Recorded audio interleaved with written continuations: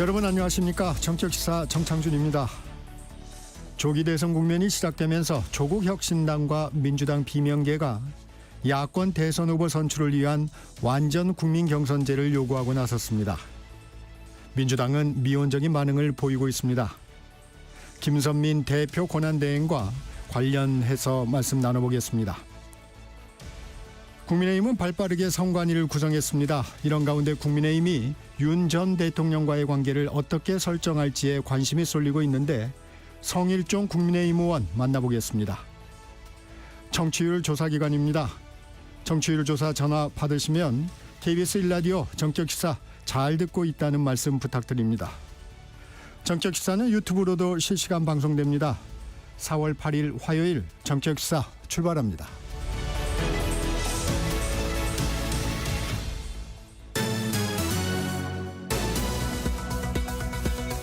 뉴스브리핑 시작합니다. 세계일보 이현미 기자와 함께합니다. 안녕하세요. 안녕하세요. 미국발 관세전쟁 여파로 전 세계 증시가 폭락했어요. 네, 코스피는 어제 개장과 함께 2,400선이 무너졌고 오전 9시 12분부터 5분간 매도 호가를 정지시키는 사이드카가 발동됐습니다. 코스피의 매도 사이드카가 발동된 건 지난해 8월 5일 블랙 먼데이 이후 8개월 만인데요. 그럼에도 코스피 종가는 2,328.20으로 지난주 금요일보다 5.57% 빠졌습니다. 코스닥도 5.25% 내리면서 어제 하루에만 시가총액이 112조 원 넘게 사라졌습니다. 도널드 트럼프 미국 대통령이 시작한 관세전쟁 여파인데요. 우리나라뿐 아니라 지난주 후반 미국 증시가 먼저 폭락했고 다른 아시아 국가 증시도 다 함께 주저앉았습니다. 어제 일본 증시는 지난 주말 대비 7.83% 폭락하면서 이시바 일본 총리가 이번 사태를 국난이라고 표현했고요. 네. 대만 주가는 약 10%, 홍콩 항생지수는 13%, 중국 상하이 지수도 7% 넘게 떨어지면서 중화권 증시도 대폭락장을 겪었습니다. 트럼프 대통령은 관세 정책에 대해 확고한 입장을 보이고 있다고요? 네, 트럼프 대통령은 유일한 무역 적자 해결책이 관세라며 언젠간 사람들은 관세가 매우 아름답다는 걸 알게 될 거라고 말했습니다. 그러면서 주가 하락을 어느 선까지 견딜 수 있는지 묻자 그 질문은 너무 멍청하다며 때론 무언가를 고치기 위해 약을 먹어야 한다. 미국이 무역에서 손해를 계속 볼 수는 없다고 답했습니다. 미국 뉴욕 증시에선 지난주 후반 이틀 동안 우리 돈으로 9,600조 원, 즉 1경에 가까운 돈이 사라졌습니다. 트럼프 대통령은 이런 상황에서 어제 자신의 SNS인 트루스 소셜에 골프를 즐기는 영상을 올리며 아랑곳 앉는 모습을 보였습니다. 네. 우리 정부는 관세 폭풍이 전 세계를 강타하자 100조 원 규모의 시장 안전 프로그램을 준비하고 있고 통상교섭본부장은 상호관세 협의를 위해 다시 미국으로 향할 예정입니다. 정치권 소식 알아봅니다. 민주당 유력 주자인 이재명 대표 개헌론에 대해 사실상 거부 입장을 밝혔어요. 네, 이 대표는 대선 이래 개헌 국민투표를 동시에 하자는 우원식 국회의장 제안에 대해 개헌은 필요하지만 내란 종식이 먼저라고 말했습니다. 우 의장의 제안을 사실상 거절한 것으로 해석되는데요. 이 대표는 대통령 임기를 포함한 권력구조 개편엔 반대 입장을 보이면서도 헌법 전문에 5.18 광주 민주화운동 정신 관련 문구를 수록하고 대통령의 개헌 요건을 강화하는 원포인트 개헌에는 논의 가능성을 열어뒀습니다. 네. 개헌의 핵심인 권력구조 개편에 선을 그은 건데 그 이후로 실제로 결과는 못 내면서 논쟁만 격화되는 국론 분열의 원인이 될 수 있다고 말했습니다. 반면 국민의힘과 민주당 비명계는 권력구조 개편을 중심으로 한 개헌에 적극 동참하겠다는 입장을 보이고 있습니다. 네. 국민의힘 권영세 비상대책위원장은 차기 대통령 선거 이래 개헌안을 국민투표에 붙이는 방안을 추진하겠다고 밝혔고 어제 민주당 주자 중에 처음으로 대선 출마를 선언한 김두관 전 의원은 제7공화국을 여는 개헌 대통령이 되겠다고 말했습니다. 이 대표는 국민투표법 먼저 개정해야 한다는 입장이죠? 네, 이 대표는 개헌 투표를 하려면 국민투표법이 먼저 개정돼야 한다고 주장했습니다. 현행 국민투표법으로는 개헌투표에서 사전투표와 재외국민투표를 할 수 없는데 네. 이렇게 되면 전체 유권자의 과반수가 투표해야 하고 또 투표한 사람의 과반 이상이 찬성해야 하는 요건을 현실적으로 충족하기 어려울 거란 이유에서입니다. 민주당은 이를 보완하는 법률 개정안을 내기도 했습니다. 조기 대선일이 6월 3일로 잠정 결정됐다고요? 네, 정부가 21대 대통령 선거일을 6월 3일로 정한 안건을 오늘 국무회의에서 의결합니다. 선거일을 지정하기 위해 꼭 국무회의를 열어야 하는 건 아니지만 중요한 안건인데다 선거일을 임시 공휴일로 지정하는 문제가 있어 네. 오늘 국무회의 의결을 통해 공식 확정할 예정입니다. 관련법에 따르면 대통령 탄핵이 확정된 다음 날부터 60일 이내에 선거를 치르고 50일 전까지 선거일을 공고하도록 규정돼 있어 한덕수 권한대행이 5월 24일에서 6월 3일 중 하루를 대통령 선거일로 지정해야 하는데요. 이 중 가장 늦은 날짜인 6월 3일로 낙점이 됐습니다. 조기 대선과 일반 대선이 다른 건 정상적인 대선에선 선거일을 수요일로 해야 하지만 대통령 거리로 인한 조기 대선은 이에 대한 별도의 규정이 없는 점입니다. 네. 그래서 정부는 선거 준비에 최대한 시간을 확보하기 위해 가장 늦은 날짜인 6월 3일 화요일로 날짜를 정했고요. 조기 대선을 통해 당선된 대통령은 인수위원회 구성 없이 바로 직무를 시작해야 합니다. 이번 대선 후보자 등록일은 선거일 24일 전인 5월 11일이고요. 5월 12일부터 선거일 하루 전인 6월 2일까지 공식 선거운동이 이뤄질 예정입니다. 차기 대권주자 움직임도 관심입니다. 네, 민주당 유력 주자인 이재명 대표는 내일 대표직에서 물러나 출마를 공식 선언할 것으로 보입니다.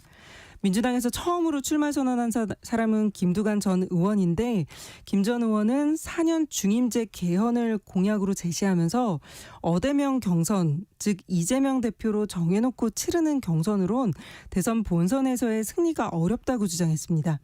다른 비명계 주자들도 곧 출마 선언을 할 예정인데요. 김경수 전 경남지사와 김동연 경기지사, 김부겸 전 총리도 이번 주에 출사표를 던질 걸로 알려졌습니다. 네. 비명계 주자들은 대부분 일반 국민이 100% 참여하는 완전 국민 경선제 도입을 요구하고 있는데 민주당 지도부는 이에 부정적인 입장을 보이고 있습니다. 민주당은 국민의힘을 향해선 이번 대통령 보궐선거에 책임이 있다며 대선 후보로 내지 말라는 주장도 폈고요. 대통령실을 세종시로 이전하는 행정수도 이전 법안도 충청권 의원들을 중심으로 추진하고 있습니다. 보수 진영에선 주자가 많죠? 네, 출마를 재고 있는 보수 진영 후보가 민주당보다 더 많은 상황입니다. 15명 정도 거론되는데 김문수 고용노동부 장관은 아직 고심 중이라고 했지만 출마가 거의 확실하다고 측근들이 말하고 있고 안철수 의원은 오늘 출마 선언을 합니다. 홍준표 대구시장도 이번 주 금요일 시장직을 사퇴하고 다음 주 월요일에 대선 출사표를 던질 예정입니다. 오세훈 서울시장은 아직 시점을 못 박진 않았지만 등판 임박한 분위기고요. 한동훈 전 대표는 늦어도 다음 주 초에 출마 선언을 하고 유승민 전 의원도 등판 시점을 저울질하고 있습니다. 국민의힘에서 가장 먼저 출마 선언을 한 사람은 이정현 전 새누리당 대표였습니다. 네. 국민의힘은 황우여 전 비상대책위원장을 어제 선거관리위원장으로 임명하면서 대선 채비에 나섰는데요. 당내에서 윤석열 전 대통령과 절연해야 한다는 비윤계와 절연보다 무서운 게 분열이라고 하는 친윤계가 대립하고 있어 경선 과정에서도 이 문제가 쟁점이 될 것으로 보입니다. 관저에 머물고 있는 윤 전 대통령 곧 사저로 이동한다고요? 네, 윤 전 대통령은 파면 나흘째인 어제까지도 한남동 관저에 머물렀는데 이번 주 내로 서초동 자택으로 옮길 걸로 보입니다. 파면된 대통령이 언제까지 관저를 떠나야 하는지에 대한 규정은 따로 없는데요. 박근혜 전 대통령은 이틀 뒤에 청와대를 떠났습니다. 윤 전 대통령은 일단 사저인 서초동 아크로비스타로 거처를 옮긴 뒤 다른 장소로 이사할 거란 전망이 나옵니다. 네. 통상 전직 대통령 경우엔 20-30명의 인원이 투입되는데 아크로비스타가 주상복합 건물이라 경호가 쉽지 않고 윤 전 대통령 부부가 키우는 반려동물이 많아 사는데 어려움이 있을 걸로 보입니다. 윤 전 대통령은 이미 재판이 진행 중인 내란 우두머리 혐의 말고도 이제는 불소추 특권이 사라진 만큼 비상계엄 관련 직권남용 혐의로도 추가 기소될 수 있는 상황이고요. 검찰이 윤 전 대통령을 소환 조사할지가 주목되고 있습니다. 또 정치브로커 명태균 씨가 제기한 공천 개입 의혹과 관련해선 김건희 여사에 대한 소환 조사가 임박한 것으로 전해졌습니다. 오늘 여기까지 듣겠습니다. 뉴스브리핑 세계일보 이현미 기자였습니다. 고맙습니다. 감사합니다. 전격시사 듣고 계신 지금 시각 7시 30분입니다. 날씨와 교통정보 이어집니다. 전격시사 날씨 정보입니다. 대기가 다시 건조해지면서 경상도와 제주도 산지에는 건조주의보가 내려졌고요. 전국에 바람도 강하게 불고 있어서 산불 등 화재 사고를 조심하셔야겠습니다. 오늘 중부지방은 구름 많다가 차차 맑아지겠고 남부지방과 제주도는 종일 맑겠습니다. 어제 아침보다 덜 쌀쌀합니다. 어제 이 시각보다 3도에서 10도 정도 높아 서울 10.8도를 보이고 있고요. 한낮에는 서울과 강릉 19도, 부산 20도, 광주 22도, 대구 23도까지 올라 따뜻할 전망입니다. 큰 일교차를 주의하시기 바랍니다. 한편 오늘 낮에 황사가 유입되면서 일부 서쪽 지역은 낮 한때 공기가 탁해질 수 있겠습니다. 내일 오후부터 모레 사이에는 전국에 비가 내릴 전망입니다. 현재 서울의 기온은 10.8도입니다. 날씨 정보 송소진입니다. 이어서 이 시각 교통 상황을 KBS 교통정보센터 임초희 씨가 전해드립니다. 네, 이 시각 교통정보입니다. 대부분의 출근길 상습정체 구간 정체가 심해졌습니다. 서울 시내는 동부간선도로 성수 쪽, 도봉지하차도에서 성수 분기점까지 많이 밀리고요. 강변북로 구리 쪽은 방화대교에서 동작대교까지 50분 가까이 걸립니다. 올림픽대로 잠실 쪽은 행주대교에서 성산대교, 그리고 여의하류에서 한강대교 사이 각각 막히고요. 반대 공항 쪽은 암사대교에서 한강대교까지 정체입니다. 이 사이에 동호대교 부근 1차로에선 사고가 나서 주의를 하셔야겠습니다. 수도권 제1순환고속도로 구리에서 판교 쪽은 광암터널에서 송파까지 막히고요. 서해안고속도로 목포 방향은 매송에서 팔탄까지 10km 구간 밀리고 있습니다. KBS 교통정보센터에서 임초희였습니다.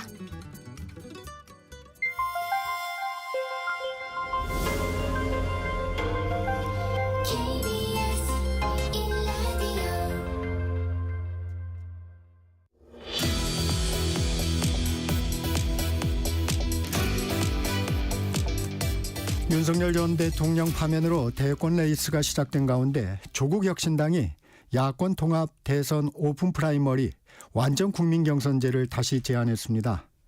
민주당이 동참할지가 관건인데 김선민 조국 혁신당 대표 권한대행과 자세한 말씀 나눠봅니다. 대표님 안녕하세요. 네, 안녕하십니까. 조국 혁신당 야권 통합 오픈 프라이머리 지속적으로 주장하고 있습니다. 어떤 배경인가요? 우선 처음에 지난 2월에 저희가 처음 제안을 했습니다. 네. 당시 저희 문제의식은 이번 조기 대선에서 가장 중요한 것은 헌정수 세력의 압도적인 대선 승리가 가장 필요하겠다 생각을 했습니다. 그 이유가 두 가지인데 지금 내란 때문에 이렇게 조기 대선이 이루어지게 됐고 내란 세력은 윤석열, 김건희 부부의 문제는 아니고 굉장히 곳곳에 내란 세력이 압력하고 있다는 것은 많은 국민들께서 느끼시리라고 생각을 합니다. 그래서 내란 세력을 완전히 종식하기 위한 그런 여러 가지 제도적인 틀 때문에 필요하다고 생각을 했고 두 번째는 이 내란을 물리친 것은 결국 그 응원봉 혁명에서 비롯된 그런 목소리의 분출이었을 텐데 네. 거기서 나온 사회 대개혁의 요구들을 받아 안아서 이것을 사회 개혁 과제로 이끌어 나가려면 그냥저냥한 승리로는 안 되겠다. 아주 압도적인 대선 승리를 통해서 이번 민주 헌정수호 세력이 집권을 해야겠다 하는 그런 배경에서 절박한 마음에서 나왔습니다. 네. 조국혁신당에서는 어떤 후보들이 준비하고 있는지도 궁금합니다. 네, 그거는 저희가 후보는 오픈 프라이머리 방식으로 갈지 뭐 혹은 오픈 프라이머리가 관철이 되지 않았을 때 어떻게 할 것인지에 따라서 달라지기 때문에 지금 저희가 말씀을 드리는 것은 적절하지 않아 보입니다. 네. 야권에서는 민주당 이재명 대표가 여론에서 압도적 1강 체제입니다. 네.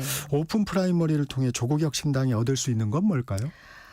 저희가 얻을 수 있는 것은 아까도 계속 말씀드렸지만 저희가 해야 얻는 것은 뭐 당리당략에 따른 혹은 무슨 저희가 얻을 것이 있다고 생각하지는 않습니다. 네. 조국혁신당이 이번 대선에 기여할 것이 무엇인가 하는 점을 지속적으로 고민을 해왔고 지난해 내내 해왔던 것이 3년은 너무 길다. 검찰 독재 조기 종식 을 저희가 바랬습니다. 그렇다고 저희가 얻는 것은 별로 없었습니다. 이건 시대적인 과제이기 때문이었죠.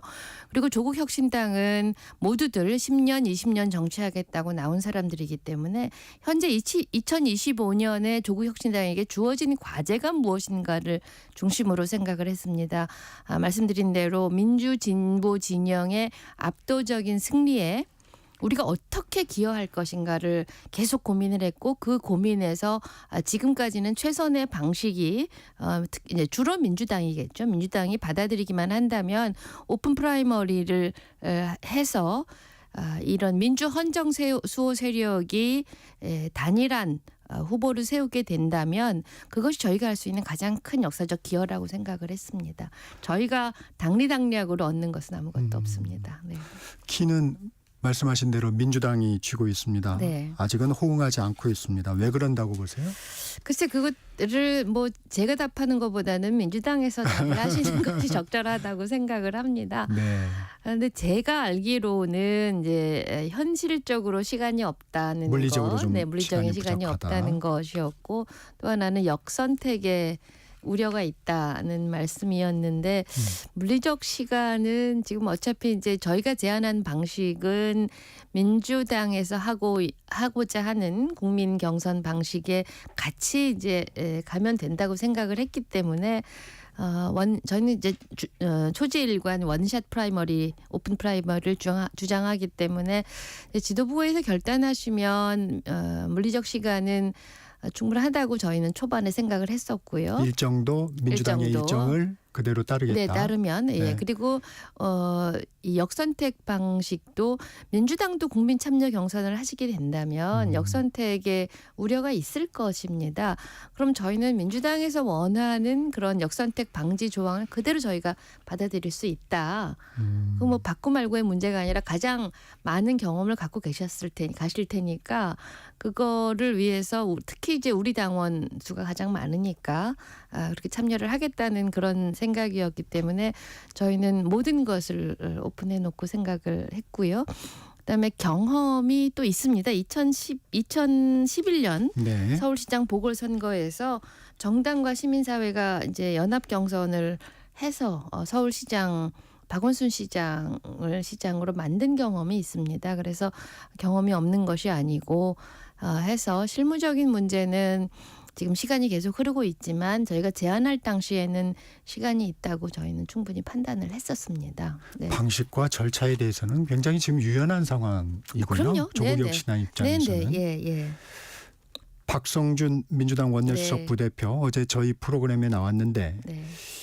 과연 시너지가 날 거냐. 네. 조국혁신당하고 민주당하고 이렇게 했을 때 시너지가 날 거냐. 이런 부분을 좀 부정적으로 보고 있더라고요. 이 네. 부분은 어떻습니까? 시너지가 저희가 제안한 방식이 이제 국민에게 열어놓고 이렇게 하게 된다면 저희는 시너지가 굉장히 날 거라고 생각을 했습니다. 이제 민주당만의 경선이라면 민주당의 잔치이겠지만 이게 한두 당이라도 넓히게 되면 이거는 국민의 경선 잔치가 될 것이고 또 저희가 제안하는 것이 정책에도 투표하자 이런 방식이었습니다.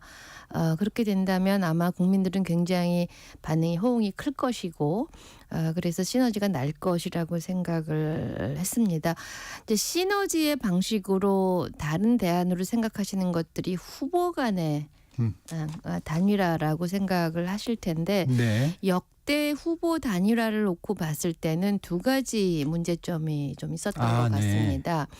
하나는 시너지가 그렇게 크지 않다. 단일화를 하면. 단일화를 하게 네. 되면 예를 들면 3과 5의 단일화를 했을 때 이게 9, 10이 되어야지 이게 시너지가 될 텐데 자기가 물던 후보가 단일화해서 이렇게 탈락이 되면 많은 한 반 정도는 마음이 돌아서는 경험이 많이 있었습니다. 그런데 어떤 후보를 내 손으로 선출했다 그러면은 시너지는 더 날 거라고 생각을 하고, 두 번째는 아무리 아니다 하더라도 이제 후보 간에 서로 상처를 주는 그런 역사가 얼마나 많았습니까? 이게 서로 반대 진영에서 말을 주고받게 되면 별로 상처가 안 났는데 같은 진영 안에서 말을 주고받게 되면 굉장한 상처로 남는다는 것을 경험을 많이 했습니다. 네, 그런 정도가 저희의 생각이었습니다. 네. 그러면 단일화에 대해서는 좀 그런 회의적인 반응이 좀 있으시군요. 그러니까 단일화 뭐 생각을 아예 안 할 수는 없는 건데 그건 그거보다는 오픈 프라이머리가 가능하다면 그런 문제점보다는 오픈 프라이머리가 더 시너지도 내고 부작용도 덜하고 그런 방법이라고 생각을 했습니다. 그런데 그 국민들께서 좀 오해를 하시는 것 같아요. 예, 이게 뭐 그냥 말씀드리겠습니다. 네, 말씀하십시오. 이재명 갈라치기 아니냐 이런 그 진영 내에서. 이재명 딴지 걸기 아니냐 이런 오해를 받으시는데요. 근데 거꾸로 저희 당 안에서는 이재명 대표 대관식을 우리가 왜 해주냐 이런 당내에 그런 저항도 목소리도 있습니까? 많이 있습니다. 네, 그래서 그 양쪽의 비판을 받는다는 거는 양쪽 다 오해를 하셨구나 하는 동시에 저희의 충정은 어떤 것이라는 거를 좀 더 알리고 싶습니다. 네. 네. 여쭤보기 전에 미리 말씀을 하시네요. 네. 민주당 설득할 묘안이 좀 있을까요?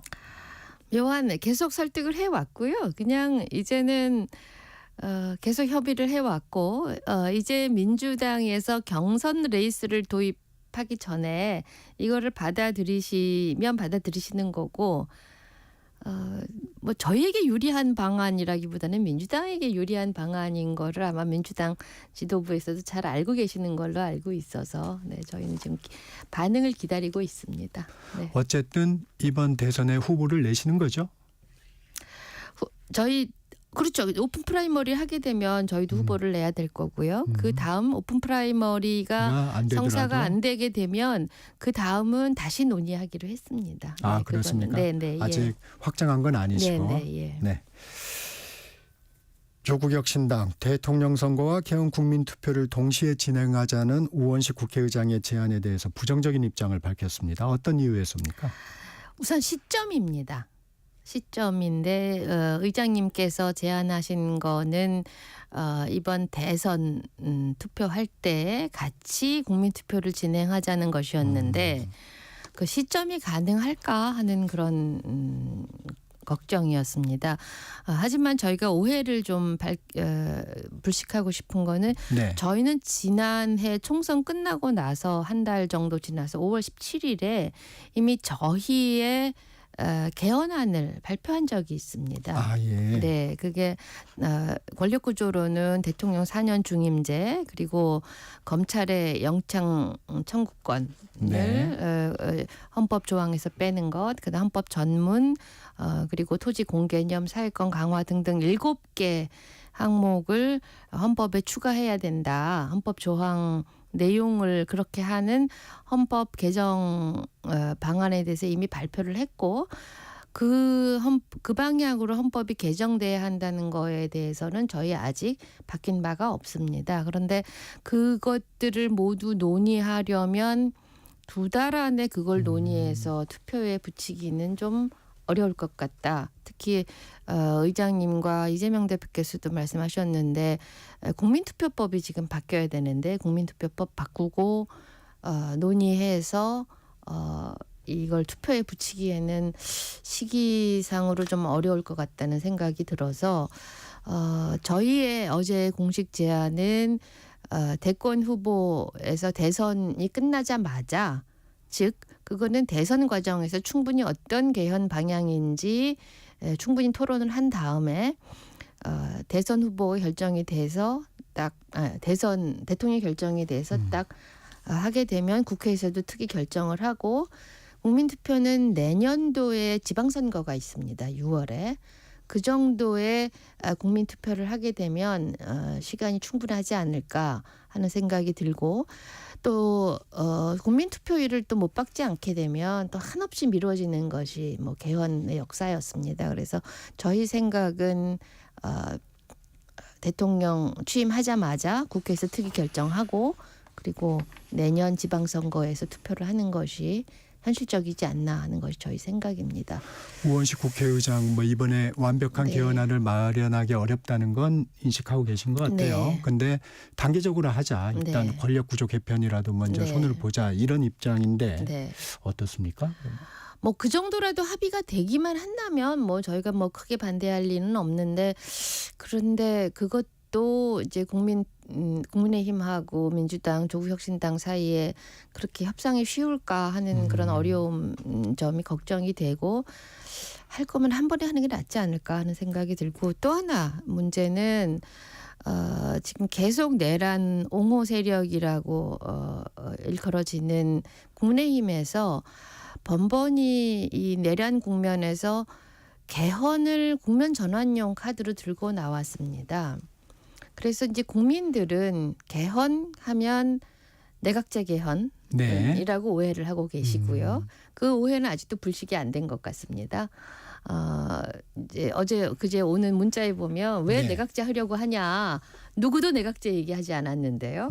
그런 게 있고 그리고 또 국민의힘이 다시 이거 물타기를 할 수 있다는 그런 우려들이 있는 것이 사실이어서 네. 과연 국민들을 설득할 수 있을까 하는 점에서 조금 저는 어려울 것 같다는 어제 그제 국민들의 반응을 보면 이거 쉽지 않겠다 하는 저희는 심지어 내가 이 개헌에 대해서 이런 입장을 보였는데도 계속 저희에게 오는 문자는 왜 개헌에 찬성하냐 니네 왜 내각제 네. 하려고 하느냐 이제 오해이시긴 한데 지금 국민들의 상황이 지난 한 달간 특히 이제 그 구속 취소가 된 다음에 너무나 시달리신 것 같아요. 여러 가지 변수에 대해서 이제 상식적으로 흘러가지 않고 뭔가 사법 체계나 혹은 정치권을 불신하는 마음이 굉장히 심했고 그 불신의 마음, 걱정의 마음이 비로소 조금 이제 괜찮다 하는 게 지난 금요일이었던 것 같아요. 그래서 금요일 이후로는 어떠한 변수, 내가 모르는 어떤 말도 나는 받아들일 준비가 안 돼 있어라고 생각하시는 것 같고 저는 그 마음이 충분히 이해가 됩니다. 그래서 지금 국민들을 설득할 수 있을까 하는 마음에서 네. 좀 우려가 국민의힘의 개헌 동참에 대해서는 국면 전환이나 물타기. 저는 그렇게 생각합니다. 네.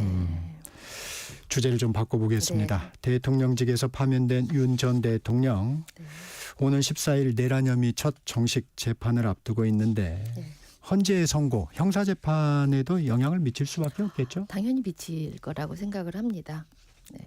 형사재판에서도 윤 전 대통령 측은 절차적 적법성 이 부분 아마 파고들겠죠? 네, 어떻게 많이 보십니까? 뭐 파고들겠지만 지금 이제 걱정이 되는 것은 지금 이 재판 절차도 문제지만 남은 죄들, 여죄들 네. 아직 기소도 이루어지지 않은 많은 죄들이 있습니다. 어떤 부분인가요? 예. 혹시?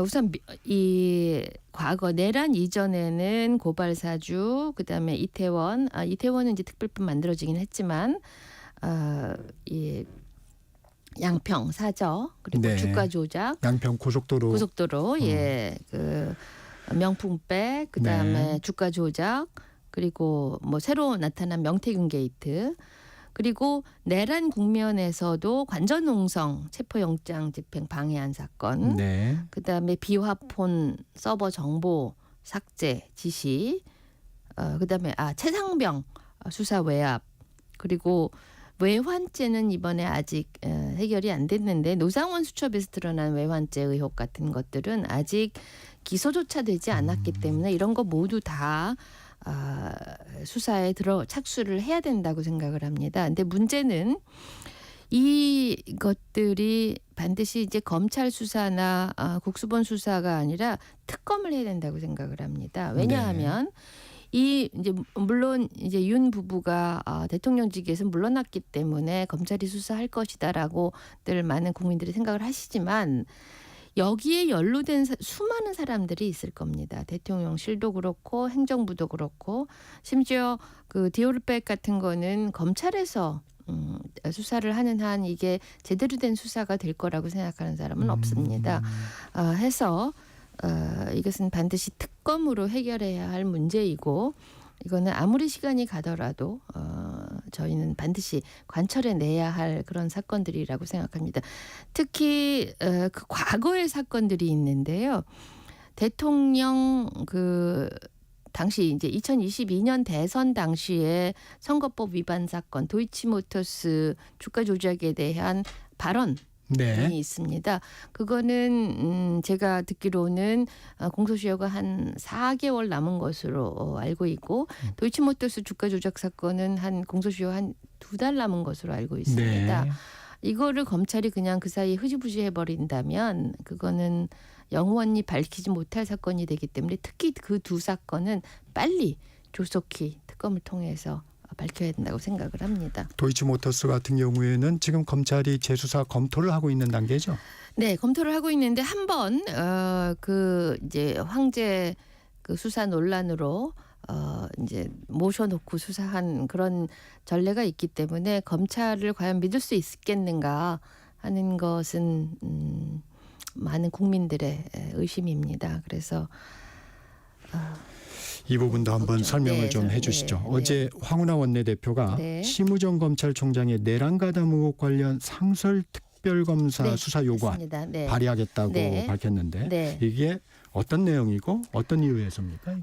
당시에 심우정 총장이 지난번 우리 국민들이 합법적 탈옥이라고 이야기하는 즉시항고 부분. 네, 즉시항고 하지 않는 부분. 그런데 그 전에 많은 이제 국민들이 알고 있기로는 김주현 수석을 비롯해서 내란 다음 날 모여서 모종의 식사를 했다. 그리고 거기에서 뭔가 논란이 됐다. 이런 이야기들이 있습니다. 그리고 그 심우정 검찰총장이 내란 수사 내내 보여주었던 행태들은 도저히 검찰의 평소의 행동이라고 보기는 어려운 점들이 많습니다. 검찰의 네. 평소 행동이라는 것은 죽은 권력이다 싶으면 언제든지 꼬리 자르기 혹은 뭐 이렇게 네. 끌어내기를 했는데 심우정 검찰총장은 그런 것을 하지 않았습니다. 과거에 윤석열 수사검사 당시에는 그런 거를 했었죠. 박근혜 네네. 전 대통령을 아주 잔혹할 정도로 수사를 했는데 이번에 심우정 검찰총장이 보통의 검찰총장이었으면 그렇게 했을 겁니다. 그런데 그렇지 않습니다. 그런 정황적인 의혹이 있고 특히 이번에 이 즉시항고 포기는 그렇게 볼 충분한 그런 개연성이 있기 때문에 심우정에 대해서는 반드시 죄를 묻고 가야 된다고 생각을 합니다. 네. 그런 배경이 있군요. 네. 그리고 이제 네. 상설특검은 가장 급하게 가장 빨리 할 수 있는 방법이라서 상설특검을 했고 여기에는 한덕수 권한대행이 반드시 그 요청서를 특별검사 요청서를 저희 국회에 보내야 합니다. 계속해서 이어지는 모든 상설특검에 대해서 한덕수 총리는 그것을 보내지를 않았습니다. 그것도 굉장히 위헌적인 행동 중에 하나라고 생각을 합니다. 네. 4.2 재보궐선거 얘기도 좀 여쭤보겠습니다. 네. 조국 혁신당 민주당 후보를 누르고 당선이 됐습니다. 전남 담양군수 네. 선거였죠. 네. 민주당이 입은 타격 적지 않습니다. 승리할 수 있었던 배경 어떻게 분석하십니까? 우선 일할 기회를 주신 담양 군민 여러분께 정말 감사드립니다. 이번 담양 군수 선거는 이 독재 정권에 맞서서 이제 아주 어려운 상황임에도 불구하고 이제 최전선에서 싸웠던 소수의 의석으로 최전선에 싸웠던 조국 혁신당에 대한 격려인 동시에 정치 혁신을 위해서는 이 건전한 경쟁을 통해서 최선을 다하라는 그런 담양 군민의 명령이라고 이해를 하고 있습니다. 그런데 이제 여기까지 오기까지는 지난해 10월에 있었던 재보 곡성과 영광의 재보궐선거에서 저희가 열심히 당시에 조국 대표께서 정말 거기서 열심히 여러 그렇죠. 고초를 집중을 겪어가면서 하셨죠. 했습니다. 이제 그런 것의 연장선인 것으로 이해하고 있고요. 겸허히 저희는 받아들여서 담양 군민들의 이 행복한 생활을 위해서 더 열심히 노력을 하고 이제 곧 저희는 담양군과의 당정 협의회도 할 생각입니다. 현장에서 보시면 민심이 좀 어땠어요? 이게 민주당에 대한 이게 이제 민주당과 조국혁신당이 네. 어떻게 보면 대결이어서 관심이 많이 갔는데 네. 현장에서 보면 작년부터 해서 호남 민심은 조국혁신당에 굉장히 우호적이었습니다. 그리고 호남 주민들은 1대1 구도에 대한 아주 강력한 믿음을 갖고 계세요. 대통령은 민주당, 군수는 조국혁신당이라는 정확한 그런 생각을 하고 계시더라고요.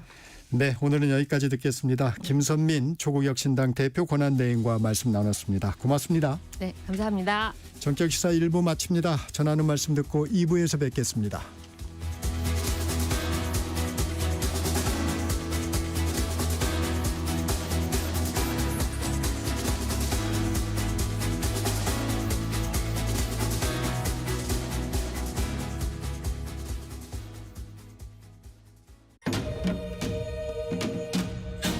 광복 80년 KBS 라디오 캠페인 밸류업 대한민국.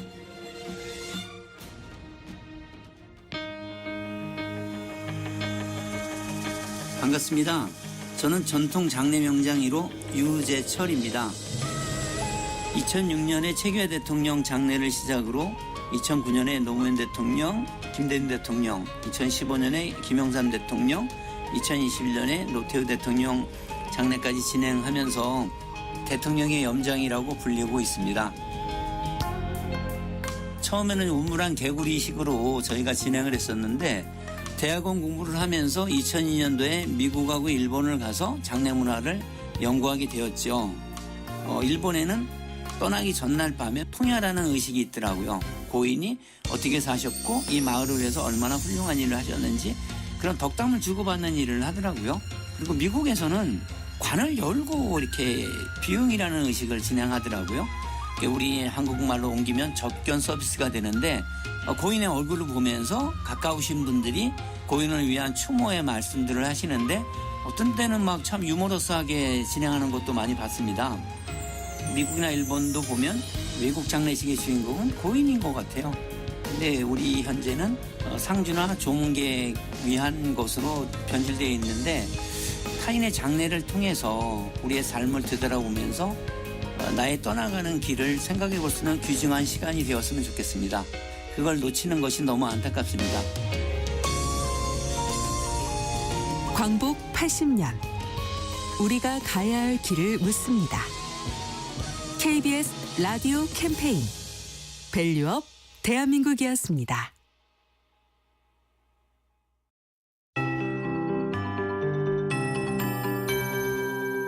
KBS 58분 날씨. 오늘도 맑고 따뜻한 봄 날씨가 이어지겠습니다. 지금 서울 등 수도권에는 옅은 안개가 껴있고 중부지방의 하늘에는 구름이 많은데요. 차츰 거치고 전국에 맑은 하늘이 드러나겠습니다. 현재 기온은 서울 10.9도, 대구 16.6도 등으로 어제 아침보다 3도에서 10도 정도 높아 덜 쌀쌀합니다. 한낮에는 서울과 강릉 19도, 부산 20도, 제주 21도, 광주 22도, 대구는 23도까지 오르며 따뜻하겠습니다. 일교차가 15도 안팎으로 크게 벌어지는 곳이 많아서 건강관리에 더욱 신경을 쓰셔야겠습니다. 대기가 다시 건조해지면서 곳곳에서 산불이 발생하고 있습니다. 현재 대구와 울산을 비롯한 경상도와 제주도 산지에는 건조주의보가 내려져 있고요. 전국에 바람도 강하게 불고 있습니다. 곳곳에는 순간풍속 시속 55km 안팎, 산지에는 70km가 넘는 돌풍도 예상되니까요. 불씨 관리를 잘 해주시기 바랍니다. 지금 수도권은 초미세먼지 농도가 나쁨으로 나타나고 있고요. 낮에는 황사까지 유입되면서 서쪽 지역을 중심으로 한때 공기가 탁해질 전망입니다. 현재 서울의 기온은 10.9도입니다. 송소진입니다.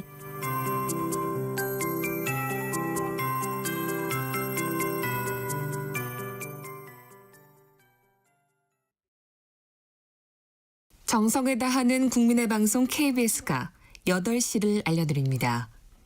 AM 711kHz, FM 97.3MHz, KBS 1라디오입니다. HLKA.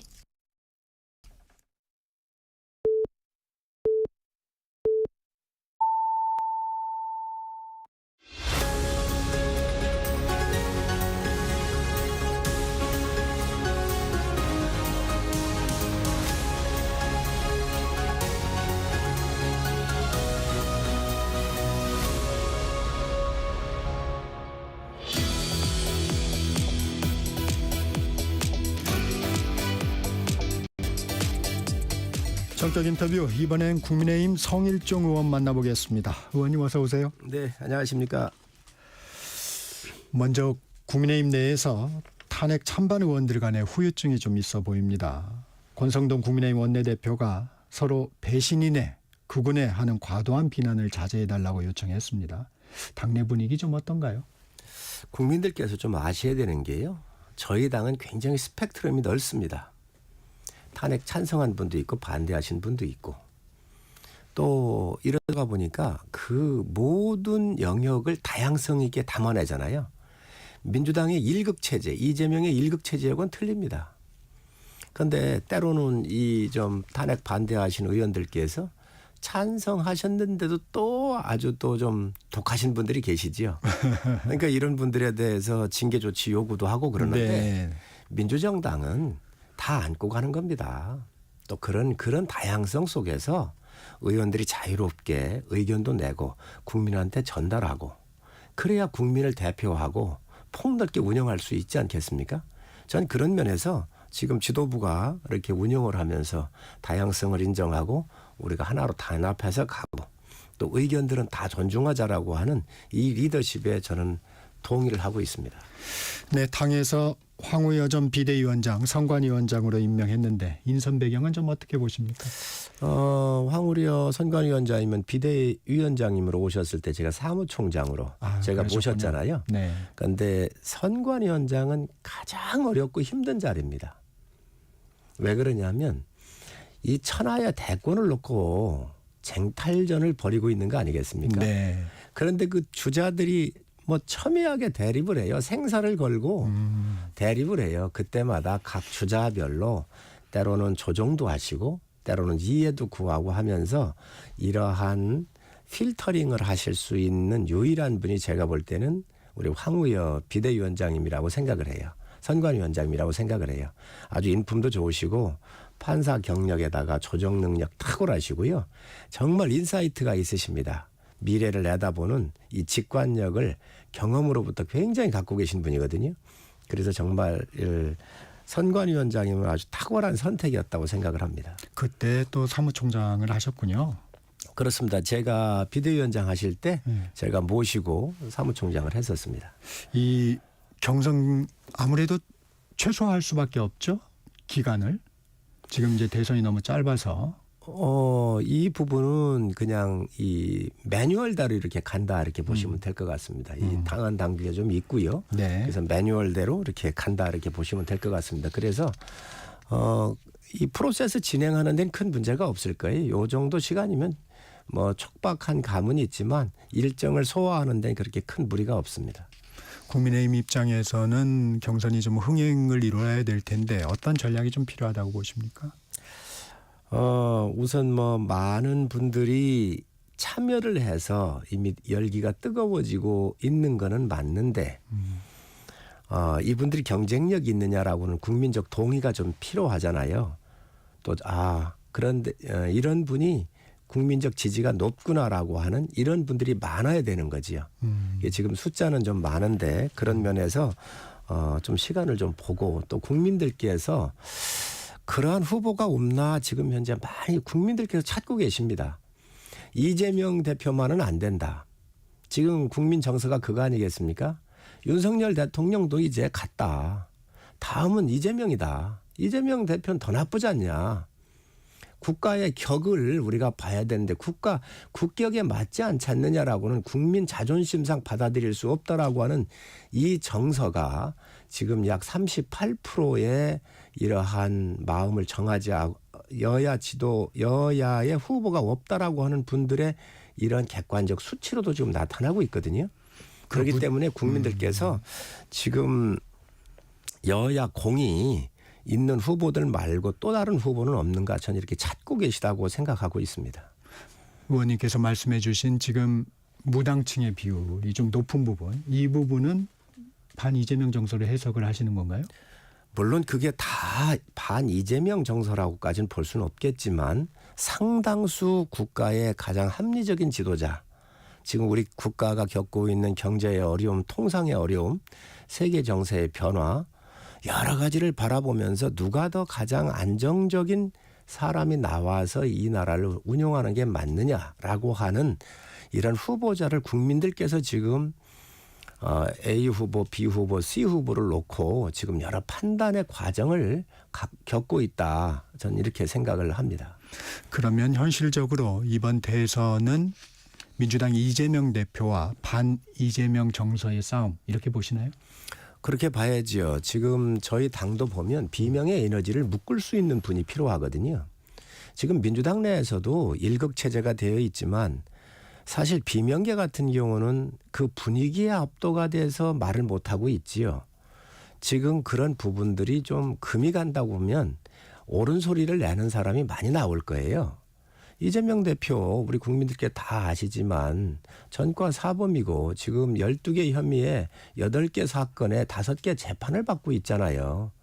주변에서 7사람이 세상을 떠났지 않습니까? 그 핵심 측근이었던 김문기, 유한기 도시개발공사 사장을 비롯해서 김현욱 그 기무사 출신이었었고 뭐 이런 분들도 이렇게 세상을 뜨고 했었던 이 의문사 같은 경우를 보면서 굉장히 의구심을 좀 가지고 있죠. 그렇기 때문에 국민들께서 지금 현재 이러한 여야를 뛰어넘어서 좀 더 나라를 안정적으로 대한민국 국격에 맞게 이런 후보를 운영할 수 있는 사람이 없을까, 후보가 없을까 이런 고민을 전 하고 있다고 생각을 합니다. 그렇기 때문에 그 무당층으로 표현되는 약 40%에 가까운 이분들이 지금 현재 후보를 물색하고 있는 거다 이렇게 평가를 해봐야 되지 않겠어요?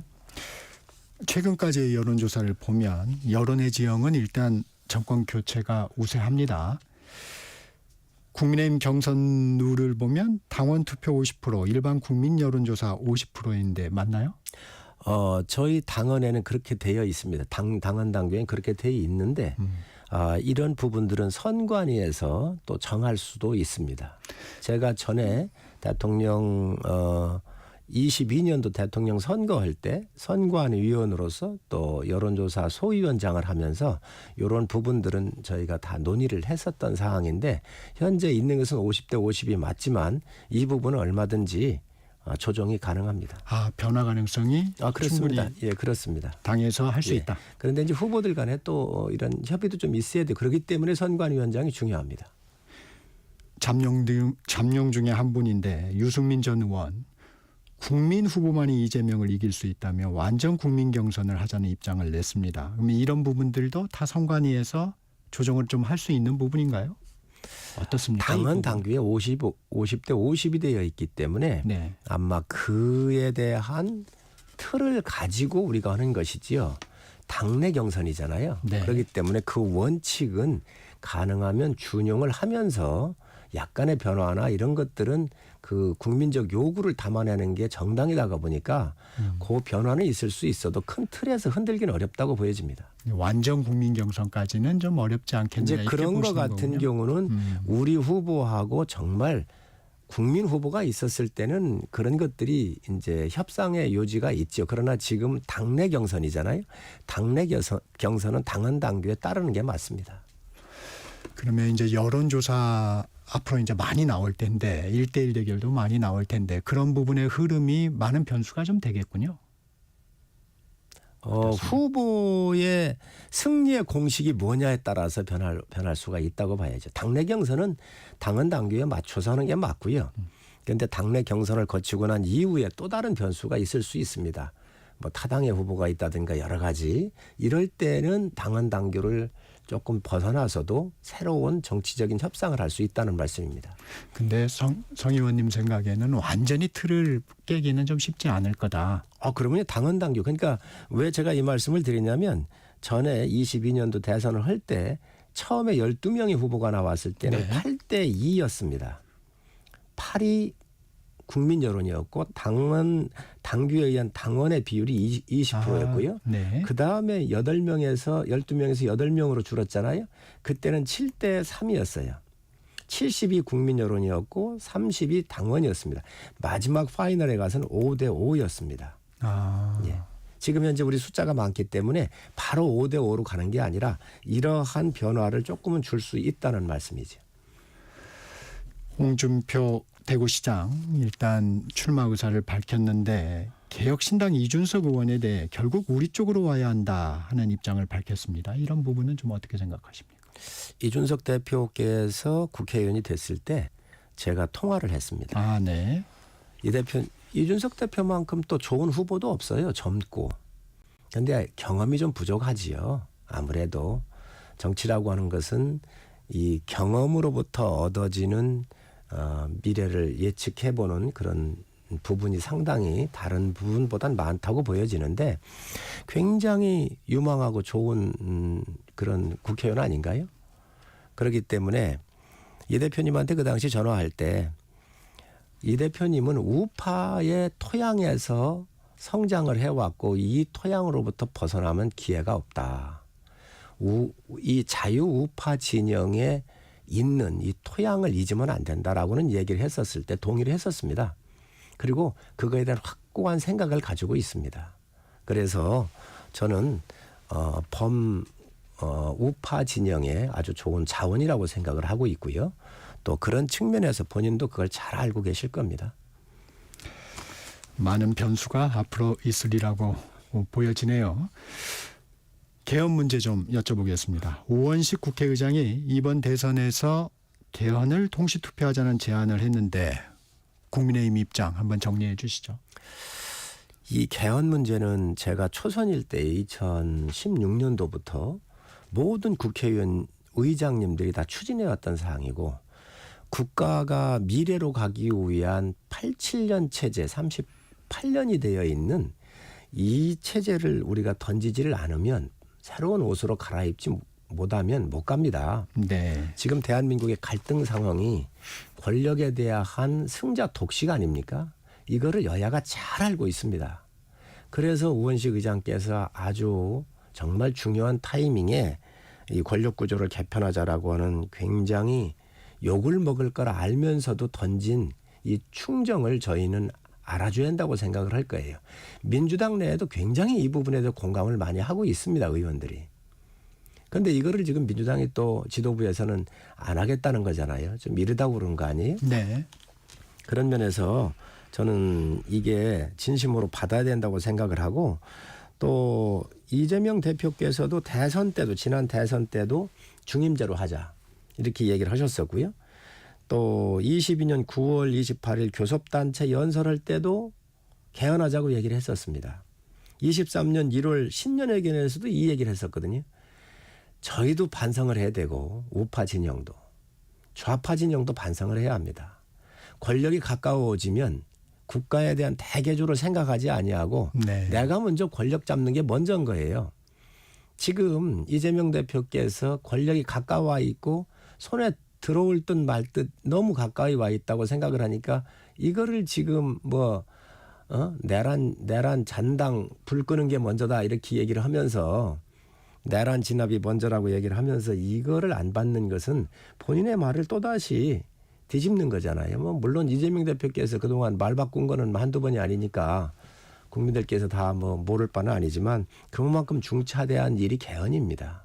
저는 우원식 국회의장님께서 참 아주 어려운 제안을 이렇게 했고 여야가 저는 이 부분을 빨리 저는 협상을 해서 시간이 없습니다. 이번에 개헌안까지 하는 게 전 맞다고 생각을 합니다. 이 민주당과 조국혁신당의 분위기를 보면 물리적으로 시간이 좀 부족하다. 뭐 이런 얘기들을 좀 합니다. 어떻습니까? 87년 개헌을 할 때요. 여야 8명이 모여가지고 뭐 그냥 그때 한 달만 했습니다. 지금 16년도에서부터 지금까지 김진표 의장님 계실 때까지 모든 개헌안 다 검토가 돼 있습니다. 합의만 하면 되는 거예요. 그 아무것도 아니에요. 이미 그 모든 헌법학자 시민단체 다 토론회 하면서 모든 것이 다 정돈이 돼 있고 A는 A안, B안, C안 다 돼 있습니다. 그거 모르고 이런 얘기 하시겠습니까? 다 잘 알고 있는 내용입니다. 그것도 좀 궁금합니다. 저기 우원식 국회의장이 긴급 기자회견을 했을 때 각 당 지도부와 충분히 얘기를 했다. 이런 얘기를 했는데 이재명 민주당 대표와 교감 없이 이런 얘기를 했을까? 근데 이재명 민주당 대표는 이제 어제 이제 좀 부정적인 얘기를 했어요. 이 부분은 좀 어떻게 보셨습니까? 그 부분이야 뭐 저희가 추측할 수밖에 없는 부분이니까 네네. 네. 국회의장의 말씀을 믿어야 되지 않겠습니까? 그렇군요. 그 국회의장께서 국가 권력 서열 2위신데 허튼 말을 하시겠습니까? 그리고 개헌이라고는 국가적인 큰 아젠다인데 가장 시급한 아젠다인데 그거를 본인이 생각했다고 던질 분은 아니라고 생각을 합니다. 우원식 국회의장도 이 권력구조 개편에 대해서 단계적으로 하자, 완벽하게 하자 그런 입장은 아닌 거죠 지금. 우선 제가 이제 그 권력구조 개편과 헌법 개정에 대해서 국회에서 지난달에 크게 세미나를 한번 열었었거든요. 네네네. 지금 가장 중요한 것은 권력구조 이게 개편을 해서 여야가 싸우지 않고 협치 모델, 연정의 모델을 가자고 하는 겁니다. 권력을 좀 나누자는 거예요. 대통령 권한이 너무 세니까. 이게 가장 급하고요. 또 우리나라 헌법이 자구 하나를 수정하더라도 국민 투표를 이게 거쳐야 돼요. 그래서 서구에 같은 경우는 연성헌법으로 국회에서 연성헌법으로 만들어가지고 국회에서 수시로 상황 변화에 따라서 시대 변화에 따라서 이 헌법을 수정해서 하고 있습니다. 그래서 저는 이 두 가지를 냈었는데 이번에 국회의장께서 내신 것은 권력구조 하나만이라도 이 부분에 대해서는 여야가 다 공감대가 되어 있으니까 바꾸자 이렇게 말씀하셨는데 저는 아주 적절하다고 생각을 합니다. 이재명 대표는 권력구조 개편은 대선 후에 하고 5.18 정신은 전문에 수록하고 개헌 요건을 강화하는 내용의 개헌은 곧바로 처리할 수 있다. 이렇게 밝혔습니다. 이는 어떤 모순 중에 모순이지요. 5.18 정신 넣고 개헌 요건을 강화하는 거를 하자고 하면서 시간이 없다고 하는 거잖아요. 지금 어떤 게 더 급합니까? 지금 개헌 아니 앞으로 개헌이 국민들께 다 알고 계시잖아요. 헌법재판소에서 판결까지 났고 제일 급한 게 권력구조인데 다른 건 하자고 그러면서 또 다른 거는 선거 전에 할 수가 있다고 얘기하면서 권력구조는 못한다. 이것은 권력이 가까워 있는 거에 대한 이 집착이고 또 그에 대한 만용이라고 생각을 합니다. 이재명 대표가 저런 입장이라면 대선 전에 개헌은 사실상 추진 동력이 사라지는 거 아닌가요? 그렇게 봐야지요. 그렇군요. 주제를 좀 달리 해보겠습니다. 민주당에선 국민의힘에 탄핵 책임론을 부각시키고 있습니다. 윤 전 대통령 파면에 책임 있는 국민의힘에서는 후보를 내면 안 된다. 이런 주장을 하고 있는데 어떻게 대응하시겠습니까? 민주당이 그런 뭐 정치 공세는 할 수 있다고 생각합니다. 그러나 민주당 당원 당규에 성비나 또 그 큰 부정에 연루됐었을 때에 자당의 책임이 있을 때 후보를 안 낸다라고는 당원 당규가 있어요. 박원순 오거돈 서울시장과 부산시장이 네. 성비 사건 났었을 때 네. 민주당 어떻게 했습니까? 어떻게 했습니까? 후보 냈잖아요. 자기들이 필요할 땐 다 내고 타당해서 내지 말라. 정치 공세지요. 전 이런 부분들을 민주당이 돌아봤으면 좋겠습니다. 국민의힘 권영진 의원 어제 저희 프로그램에 나오셨는데 민주당은 윤석열 대통령과 국민의힘을 함께 묶는 선거구도를 만들려는 전략이다. 이런 부분에 동의하십니까? 윤석열 전 대통령과 국민의힘을 함께 묶어서 윤석열과 이재명으로 선거 구도를 만들려고 한다. 아니, 민주당은 당연히 그렇게 하겠지요. 뭐 당연히 그렇게 저희가 거꾸로 입장을 되돌아봐도 뭐 그렇게 얘기 안 하겠습니까? 당연히 뭐 한 몸이라고 얘기를 하면서 공격을 할 거라고 저는 예상하고 있습니다. 그러면 민주당 상황도 좀 보면 이재명 대표 1강 체제인데 이 대표의 대선 가도에 변수가 좀 있을까요? 어떻게 보십니까? 저는 없다고 생각을 합니다. 이미 민주당은 1급 체제로 굳어졌기 때문에요. 지금 김두관 후보 같으신 분들이 이렇게 나오시고 이렇게 하시는데 민주당의 민주주의가 작동이 안 되는 지극히 아주 비정상적인 정당이라고 하는 거에 좌절을 느끼시게 될 겁니다. 민주정당에서 이렇게 1급 체제가 될 수가 없는 것이거든요.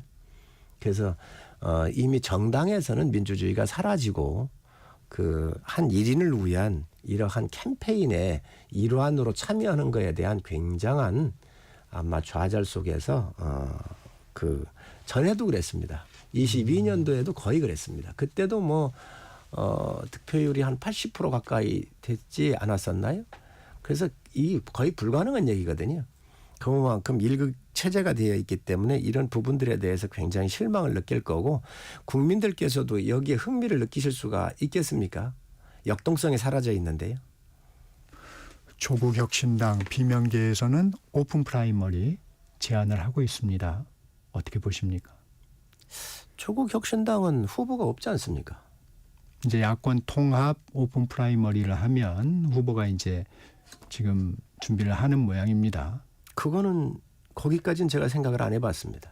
조국혁신당의 후보가 아직 가시화도 안 됐고 그럴 만한 상징적인 인물이 저희가 현실적으로. 눈에 이렇게 들어오질 않았기 때문에 그 주장을 할 수 있겠지만 뭐 그럴 바에 합치면 될 거 아닙니까? 합당해가지고 하면 되지 뭘 그 조국혁신당하고 민주당하고 그 마치 틀린 당처럼 얘기할 거 뭐 있나요? 원래 거기는 한 몸입니다. 그래서 합쳐서 하시면 될 것 같습니다. 민주당이 좀 미온적인 반응입니다. 왜 그럴까요? 저도 그 내부 속사정은 잘 모르겠습니다. 아무래도 민주당 내에 1급 체제가 굳어 있는데 네. 조국혁신당의 새로운 또 의원들이 또 가세를 하고 또 새로운 또 흐름이 만들어지면 네. 뭐 불리하기 때문에 그렇게 생각하시는지는 모르겠는데 제가 봤을 땐 뭐 지금 상태에서도 무난히 될 것을 굳이 그렇게 복잡하게 하려고 할까요 지금? 야권 통합이 상징적으로 가지는 의미가 있을 텐데 민주당 이재명 대표 입장에서는 사실 지금 압도적 우세인데 이런 오픈 프라이머리 결단할 수도 있는 거 아닌가요? 어떻습니까? 조금이라도 이런 결단이라고 한다면 개헌 결단하는 게 더 낫지 않겠습니까? 저는 개헌 결단을 본인이 왜 그러냐면 야권 통합이라고 하는 것은 선거적인 일회용이지만 개헌 같은 경우는 본인께서도 후보할 때부터 당대표 할 때까지 여러 차례 얘기하신 거잖아요. 이런 게 더 그 우선순위적으로 보면 더 급하지요. 그리고 지도자로서도 지금 개헌이나 이러한 큰 그림에 대한 국민의 요구에 화답을 할 때이지 뭐 1급 체제가 되어 있는데 굳이 소란스러움을 만들려고 하겠습니까? 윤석열 전 대통령 파면됐습니다. 파면 이후 윤 전 대통령과 국민의힘의 관계 어떻게 설정해야 할까요? 이제 윤석열 대통령은 무대에서 이제 내려오신 거지요. 그렇기 때문에 관계 설정이라고 하는 것을 인위적으로 할 수는 없는 것이고요. 아마 윤 대통령께서 전직 대통령으로서 당이 잘 가도록 여러 애정을 많이 저는 갖고 계시다고 생각을 합니다. 그리고 국가의 이런 여러 가지 어려움을 겪는 걸 보면서 응원을 좀 이렇게 하실 거라고 생각을 합니다. 출당이나 제명이나 이런 조치는 필요하다고 보십니까? 그런 거는 대통령께서 윤석열 전 대통령께서 알아서 하시지 않겠습니까? 당에서 굳이 그것을 뭐 여러 형태로 분란을 만들기보다는 아마 대통령께서 알아서 하실 거라고 저는 생각을 합니다. 윤 대통령이 그런 부분을 결정할 때까지 좀 시간을 드려야 된다 이런 생각이신가요? 적절한 타이밍도 어떤 결정하실지 모르겠지만 그런 타이밍도 본인께서 저는 하실 거라고 생각을 합니다. 이건 어떻게 보십니까? 윤 대통령 탄핵 심판 선고 날 국민의힘 지도부를 만났고 또 나경원 의원도 만났다고 그래요. 좀 정치 행보인가요? 어떻습니까? 그리고 이제 그런 부분들에 대해서 여러분들이 좀 말씀을 좀 하시더라고요. 네. 정치에 개입하고 있고 뭐 여러 가지 이런 그 시그널을 주는 거 아니냐 이렇게 얘기를 하는데 대통령께서 탄핵 과정과 또 구속이 됐다가 나오시는 과정 여러 과정에서 고생한 의원들에 대한 고마움을 표시하는 건데 인간적인 고마움을 표시하는 건데 그 인간적인 고마움도 표시하지 말고 가만히 있으라고 하는 것은 너무 잔혹한 거 아닌가요? 저는 그 정도는 뭐 다 할 수 있다고 생각을 하고요. 그 전에도 그 전직 대통령들께서도 어려움 겪을 때 고마움 개인적으로 고맙다라고 하는 그런 말씀들을 하신 적도 있습니다. 잠시 공지 하나 하고 지나가겠습니다. 그 무당층 관련해서 성일종 의원이 말씀하신 부분인데요. 한국갤럽이 지난 1일에서 3일 전국 만 18세 이상 남녀 1,001명을 대상으로 조사한 결과입니다. 장내 정치 지도자 선호도 조사에서 의견 유보층이 38%로 나타났습니다. 자세한 내용은 중앙선거여론조사심의위원회 홈페이지를 참고하시면 됩니다. 이어가겠습니다. 윤 전 대통령 메시지도 좀 주목이 됩니다. 파면 당일날은 국민의힘 지도부에 당을 중심으로 대선 준비를 잘해서 꼭 승리하기를 바란다고 했고 지지층을 향해서는 늘 여러분 곁을 지키겠다 했습니다. 이건 어떻게 받아들여야 될까요? 아주 원론적인 거 아니겠습니까? 지도부 만났는데 당 중심으로 해서 잘 이끌어서 대선에 승리해달라. 그럼 다른 말 뭐가 할 수 있을까요? 아주 원론적인 이야기시고요. 또 국민들께서 많은 지지를 이렇게 보내셨기 때문에 여러분 감사합니다. 여러분 옆에서 늘 응원하고 고마움 잊지 않겠습니다라고는 아주 지극히 상식적이고 전직 대통령으로서 하실 수 있는 그런 말씀이십니다. 정치적으로 확대 해석할 이유가 없다. 거기에 정치적인 메시지가 없지 않습니까? 조기 대선 국면에서 윤 전 대통령의 행보는 어떻게 하는 것이 좋다고 보십니까? 저는 그 부분도 지금 대통령께서 알아서 하실 문제지 괜히 이런저런 이야기를 자꾸 끌어들인다든지 후보들이 대통령을 이용한다고 하는 것도 전 동의하지 않습니다. 또 거기에 뭐 그렇게 또 많은 영향력이 행사할 거라고 보지도 않고요. 이런 부분들을 또 대통령께서 중심을 잡으시고 또 좋은 후보가 나오기를 기대를 하시겠지만 특정 후보를 민다고 했었을 때 또 여러 풍파가 생길 수도 있잖아요. 그런 정치적인 판단을 충분히 하실 거고 신중하게 하실 겁니다.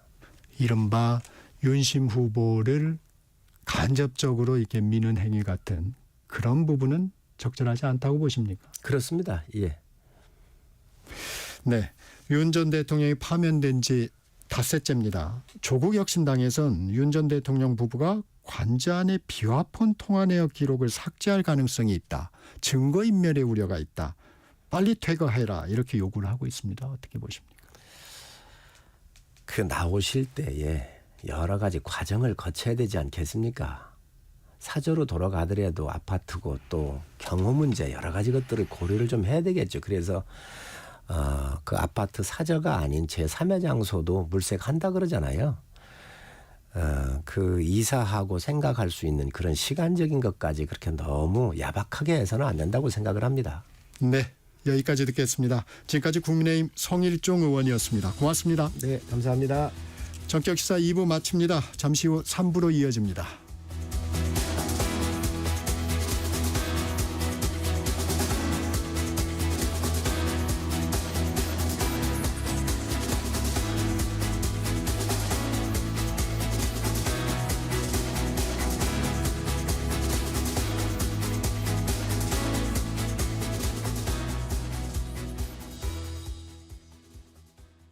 잠시 후 8시 반부터 일부 지역국에서는 해당 지역 방송을 보내드립니다.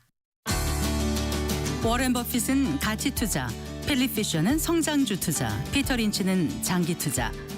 방법은 달라도 목표는 하나.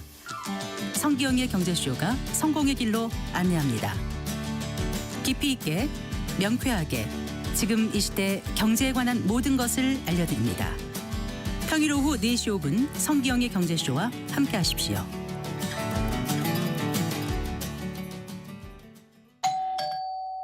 편지 왔습니다. 퇴근길 지친 당신에게 힘이 되는 뉴스를 전해드립니다. 매일 저녁 5시 5분 당신과 함께 읽는 세상 이야기 KBS 1라디오 뉴스레터 K. 지금 시각은 8시 30분입니다. KBS.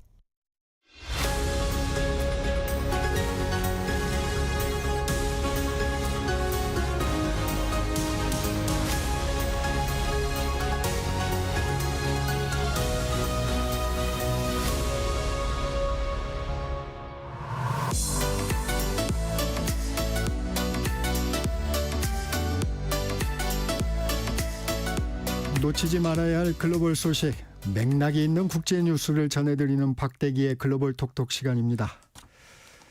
박 기자 안녕하세요. 네, 안녕하십니까. 이번 주는 어떤 이야기 들고 왔나요? 네, 뭐 다들 많이 느끼고 계실 그 국제 증시 문제입니다. 어제가 검은 월요일이었죠. 네. 예, 그래서 이제 간밤 미국 증시 소식부터 가져왔습니다. 요즘 미국 투자하시는 분들 밤잠을 못 이룰 텐데 미국 증시는 어땠나요? 네, 지난밤은 역사적인 상황이었습니다. 다들 이제 역사적인 폭락이 되지 않을까 많이 걱정을 하셨는데요. 네.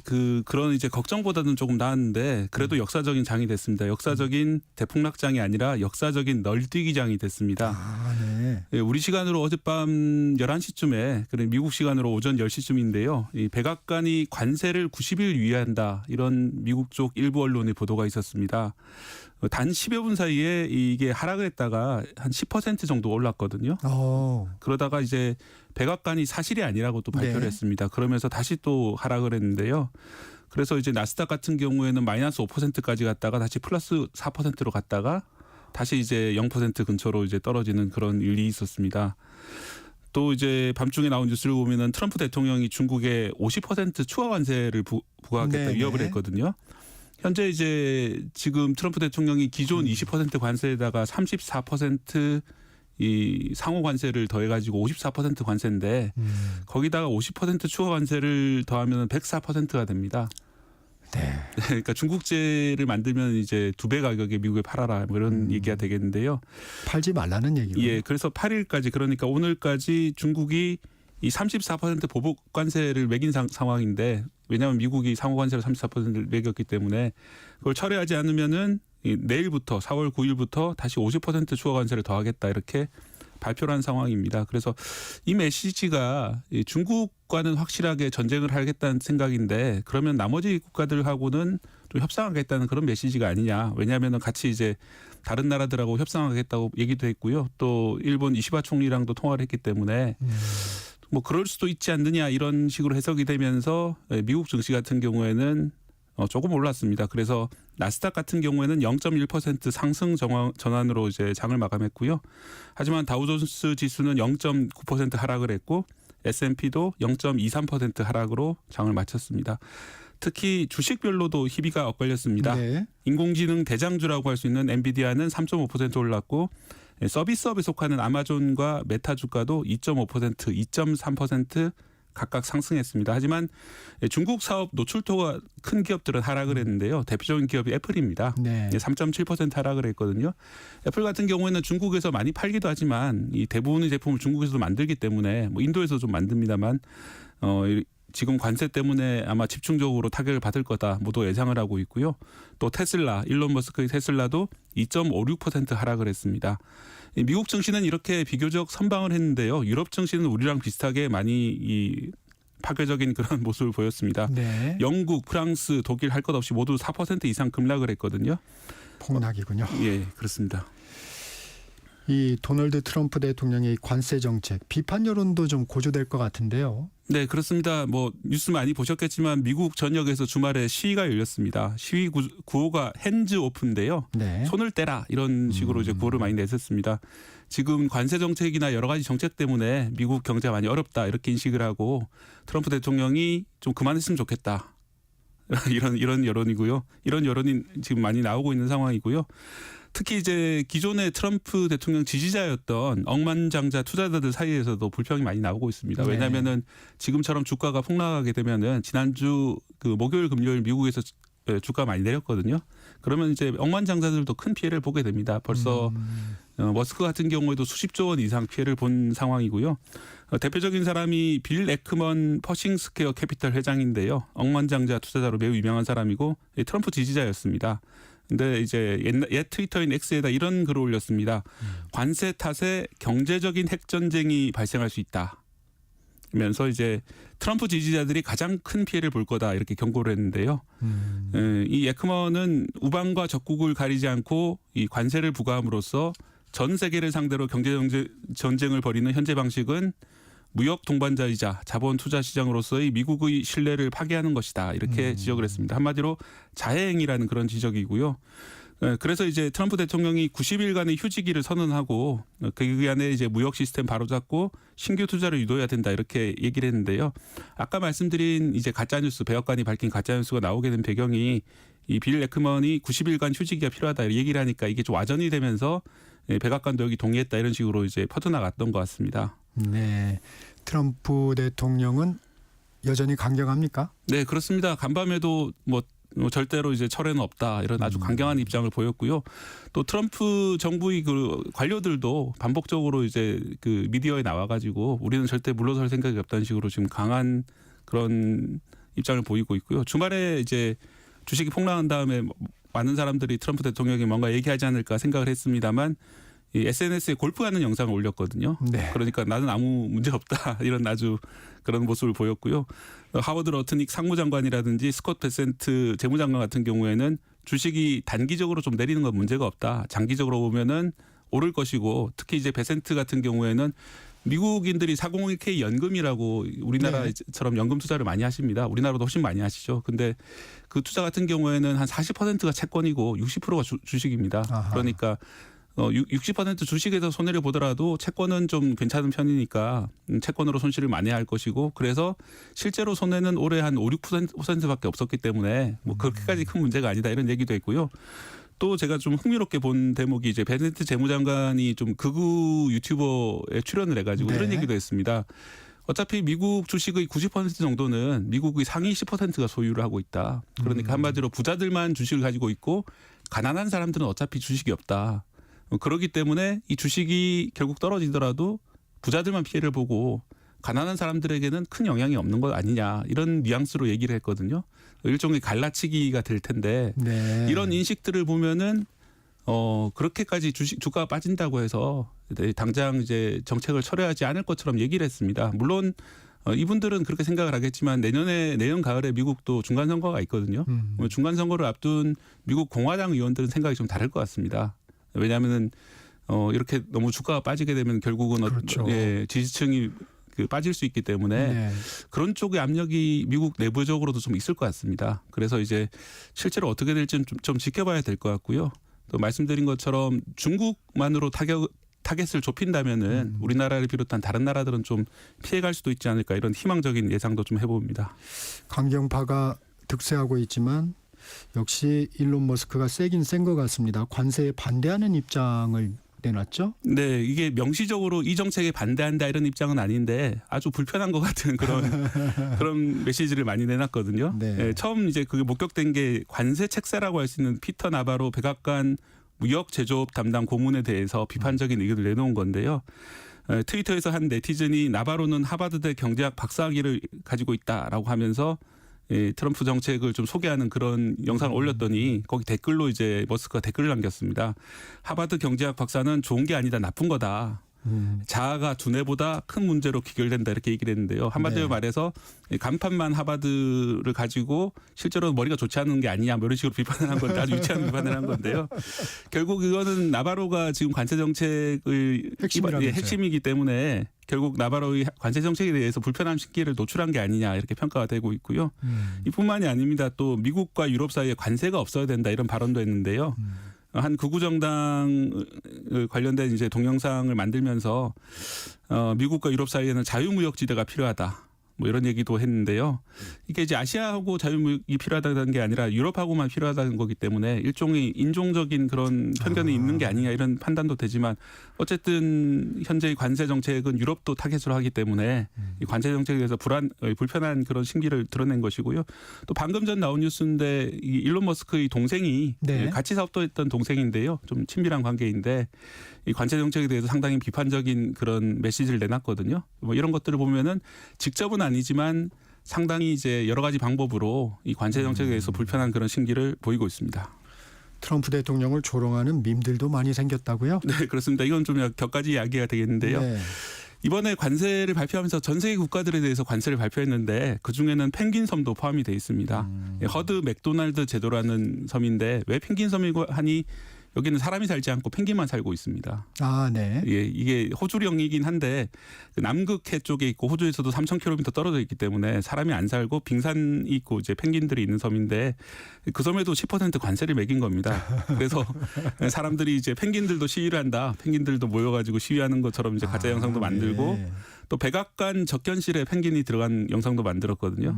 그게 이제 지난번에 그 젤렌스키 우크라이나 대통령이 백악관 방문했을 때 트럼프를 추종하는 기자가 왜 양복을 입지 않느냐 이렇게 조롱을 해가지고 논란이 된 적이 있었죠. 근데 펭귄은 보시면은 그 검은색 흰색이 얼룩덜룩 양복처럼 보이잖아요. 그래서 그 사람들이 펭귄은 양복을 입었는데도 왜 관세를 매기냐 고맙다고 하지 않아서냐 막 이러면서 이제 조롱하는 그런 영상도 만들기도 했고요. 그렇군요. 이런 것들이 모두 이제 트럼프 대통령의 정책에 대해서 물가가 오르고 주가가 하락한 현상에 대해서 미국 내에서도 상당히 불만이 나오고 있는 그런 장면이라고 보시면 될 것 같습니다.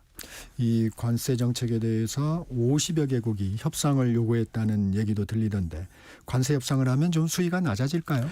일단 트럼프 대통령이 협상 자체에 대해서는 상당히 우호적인 그런 모습을 보였고요. 어떻게 보면 협상하러 들어온 국가들이 있으면 이 트럼프 대통령이 자기가 정책이 옳았다 이렇게 대내적으로 홍보하는 그런 수단이 되기 때문에 어제도 이시바 일본 총리가 전화했다는 사실을 이제 공개적으로 밝히면서 이시바 측에서 아주 최고의 협상단을 보낸다. 이거는 내가 이렇게 강하게 나가니까 다른 나라들이 약하게 굽히지 않느냐 이런 걸 좀 과시하려고 하는 것으로 보이고요. 앞서 말씀드린 것처럼 중국이 핵심 타겟이라면은 다른 나라들은 좀 약간 피해갈 수도 있지 않느냐 그런 기대도 있지만 물론 트럼프 대통령이 현재까지 정책들을 보면은 우리 예상을 많이 벗어나는 그런 것들을 보였기 때문에 뭐 예단할 수는 없는 그런 상황입니다. 현재 이제 베트남하고 일본이 주로 적극적으로 전화를 하는 입장이고 왜냐하면은 이제 다른 나라들도 다 관세가 있지만은 대미 수출이 중요한 나라가 일본과 베트남 그리고 우리나라 정도가 되기 때문에 상당히 적극적으로 매달리고 있는 상황이고요. 일본이 이렇게 전화를 해서 이시바 총리랑 25분이나 통화를 했지만 뭔가 트럼프 대통령이 약속해 준 건 없습니다. 다만 이제 앞으로 얘기를 계속 해보자. 그래서 이 고위급 장관급의 대화 채널을 만들자 이런 정도의 동의를 했기 때문에 어떻게 될지는 좀 더 지켜봐야 될 것 같습니다.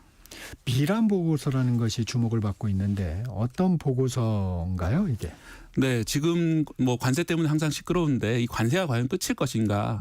이 다음 수가 또 있지 않을까 이런 좀 많이 우려가 되고 있는 상황인데요. 그러면서 지금 주목받고 있는 것이 스티븐 미란 백악관 경제자문위원장이 쓴 보고서입니다. 네. 경제자문위원장이 되기 전인 지난해 11월에 미국 대선이 끝난 직후에 쓴 보고서인데요. 가장 핵심적인 문제의식은 미국이 막대한 그 부채를 가지고 있잖아요. 재정 적자가 있습니다.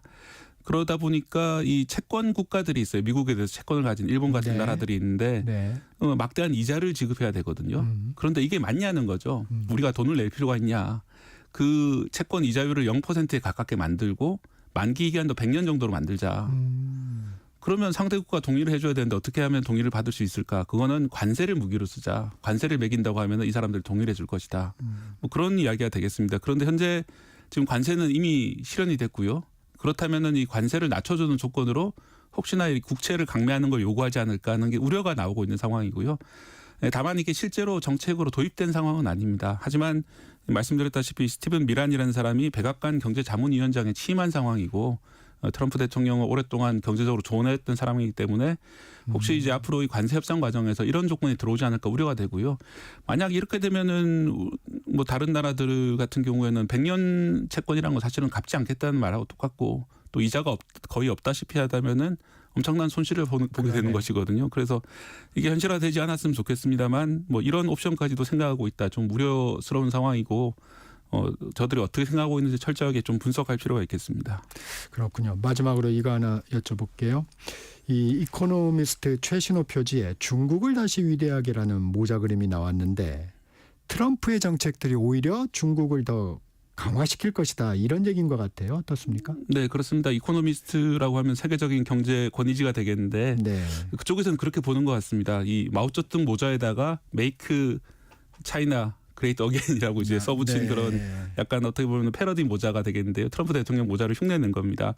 결국은 트럼프 대통령이 정책들이 중국을 때리고 미국을 위대하게 만든 것처럼 보이지만은 이 동맹국들과 미국 사이를 고립시킴으로써 이 중국이 다시 재개할 수 있는 기회를 만들어주는 게 아니냐. 물론 중국도 여러 가지 문제를 안고 있습니다만 뭐 이렇게 되다 보면은 우리나라나 일본도 중국하고도 좀 관계를 좋게 가져가야 될 필요가 있기 때문에 뭐 그런 점들 감안하면 중국에 새로운 기회가 마련되고 있다. 이런 우려스러운 시선을 좀 보냈는데요. 뭐 당장 이것만으로는 안 되겠지만은 좀 그런 측면이 있는 건 사실인 것 같습니다. 네. 오늘 여기까지 듣겠습니다. 지금까지 KBS 박대기 기자였습니다. 고맙습니다. 감사합니다. 정적 시사 듣고 계신 지금 시각 8시 45분입니다.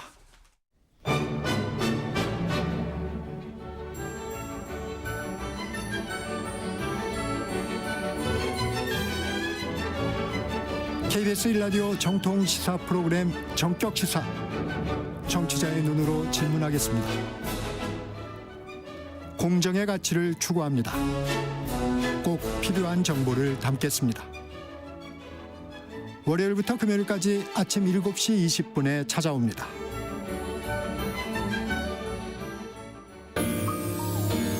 대한민국 중심 채널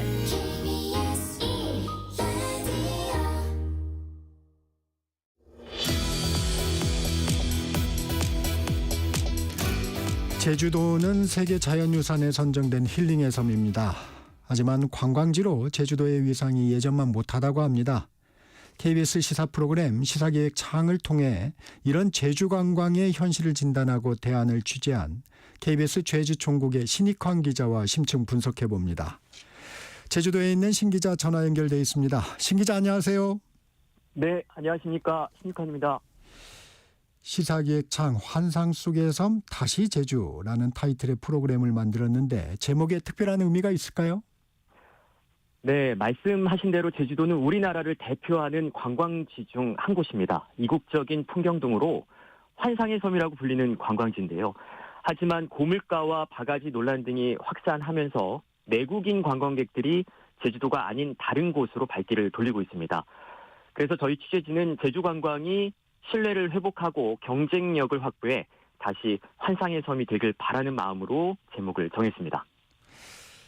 제주를 찾는 내국인 관광객이 줄고 있다고 했는데 얼마나 감소한 건가요? 네, 지난해의 경우를 보면은 제주를 찾은 내국인 관광객 1,186만 명이었습니다. 전년보다 약 80만 명이 줄었습니다. 반면에 지난해 해외로 나간 우리 국민은 2,868만 명으로 거의 2명 중 1명꼴이었습니다. 네. 전년과 비교하면 20% 이상 늘었습니다. 특히 내국인 관광객들의 발길이 동남아나 일본 등을 향했는데요. 지난 한 해 동안 일본을 방문한 한국인 관광객은 881만 명, 지난해 같은 기간보다 27%나 늘었고요. 지난해 베트남을 방문한 한국인 관광객은 457만 명으로 외국인 관광객 중 가장 많았습니다. 이처럼 내국인 관광객들이 제주가 아닌 동남아나 일본 등 해외를 선호하는 이유 어디에 있을까요? 네, 코로나19 대유행 기간에 해외 여행길이 막히면서 사실상 국내 여행객 수요가 제주로 많이 몰렸습니다. 하지만 코로나19 이후 다시 해외여행이 재개되면서 억눌렸던 해외여행 수요가 폭발한 것도 있고요. 특히 지난해 이맘때였습니다. 기계 삼겹살과 해산물 바가지, 고물가 논란 등으로 제주 관광에 대한 부정적인 인식이 확산한 영향이 컸다고 보고 있습니다. 인근 국가인 베트남과 일본과 비교해서 제주도의 매력과 경쟁력이 떨어진다. 문제일 수밖에 없는데 네네. 취재를 위해 직접 여행을 가보고 식당도 들려봤는데 체험을 해보니 어떻던가요? 네, 제주처럼 섬 관광지인 일본 오키나와와 베트남 푸꾸옥을 다녀왔습니다. 특히 베트남 푸꾸옥의 경우는 저희가 지난해 10월에 취재를 갔는데 한국인 관광객들이 정말 많았습니다. 인터뷰 등을 위해서 만난 한국인 관광객 대부분이 제주도와 비교를 하면 항공편은 2배 정도 비싸지만 호텔과 식사비 등이 제주의 절반 수준으로 저렴한데 품질이 좋아서 만족스럽다는 얘기를 했습니다. 제주 갈 바에 동남아나 일본을 간다는 얘기를 실감할 수 있었습니다. 예. 이번 시사기획창에서는 관광객을 대상으로 제주 관광에 대한 인식 조사를 했는데 결과는 어떻게 나왔습니까? 네, 최근 이 3년 사이 제주를 여행한 전국 남녀 1,000명을 대상으로 조사를 했고요. 우선 제주 여행에 대한 만족도를 물었습니다. 제주 관광에 대한 만족도는 100점 만점에 70.3점에 그쳤습니다. 특히 제주 물가에 대해서 불만이 많았는데요. 10명 중 9명 가까이가 제주 물가가 비싸다고 답했습니다. 특히 식사비, 밥값이 비싸다고 생각하고 있었습니다. 네. 내국인 관광객들이 제주 물가가 비싸다는 인식을 갖고 있다는 게 확인된 건데 네. 빅데이터를 활용해서 전국 17개 시도의 물가도 비교해봤죠? 네, 그래서 이 제주 물가가 정말 비싼지를 확인을 해봤는데요. 나이스 지니 데이터와 함께 빅데이터를 활용해서 전국 17개 시도의 물가를 알아봤습니다. 전국에 있는 80만 개의 외식 업체 중에서 17만 곳을 대상으로 카드 포스 데이터를 가지고 23개 식음료 품목의 최근 2년간의 평균 판매 단가를 비교 분석했습니다. 23개 품목이라고 했는데 결과는 어땠나요? 네, 제주는 23개 품목 중에 절반이 넘는 11개 품목의 평균 판매 단가가 전국에서 가장 높았습니다. 특히 제주 오면 꼭 먹는 음식이 있습니다. 특산품 요리인 갈치조림과 삼겹살의 가격이 크게 비싼 것으로 조사됐습니다. 갈치조림의 경우는 최근 2년간 평균 판매 단가가 52,033원이었습니다. 전국 평균보다 2배 이상 높았고요. 삼겹살의 경우는 26,306원으로 가장 저렴했던 부산과 비교하면 3배 이상 비싼 것으로 조사됐습니다. 이 물가를 조사해 봤더니 실제 제주 물가가 높은 것으로 나타난 거네요. 네네. 이래서 관광객들의 불만이 높았던 건군요. 솔직히 대부분의 관광객들이 해외든 국내든 관광을 가게 되면 조금은 비싸도 기분도 낼 겸 조금 높은 비용을 지불하면서도 식사를 하게 되는데요. 하지만 식사의 품질이나 서비스가 그에 못 미치는 경우에 실망이 클 수밖에 없습니다.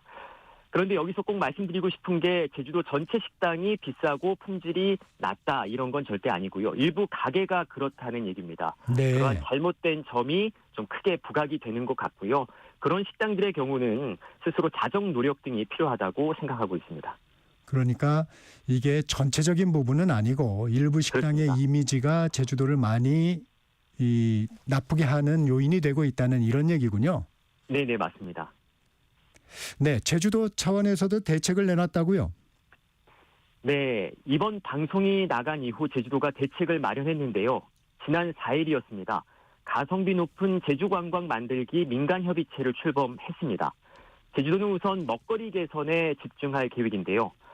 앞서 말씀드린 갈치 요리나 삼겹살 등 주요 외식 품목의 가격을 개선할 예정입니다. 갈치 요리의 경우는 기존에 제주에서는 대부분 대중소로만 판매를 했었는데 1인 메뉴를 개발하기로 했고요. 주문 단위별 적정 가격도 제시하기로 했습니다. 이와 함께 축제장, 바가지 요금 해소를 위해서 신고센터를 현장에 운영하기로 했고요.